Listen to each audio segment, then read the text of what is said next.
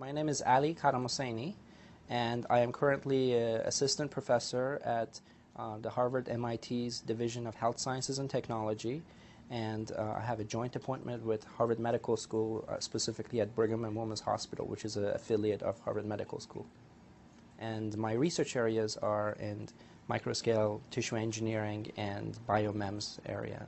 So my background academically is more initially started in chemical engineering. I did my undergraduate in chemical engineering at the University of Toronto, and subsequently I became very interested in more biology-oriented engineering. So I did a master's in biomedical engineering, continuing in the University of Toronto, working specifically in stem cell differentiation.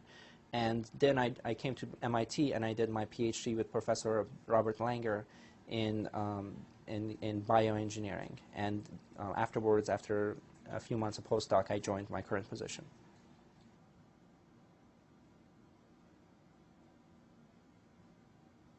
The research areas that we focus on is really at the interface between biology, engineering, and material science.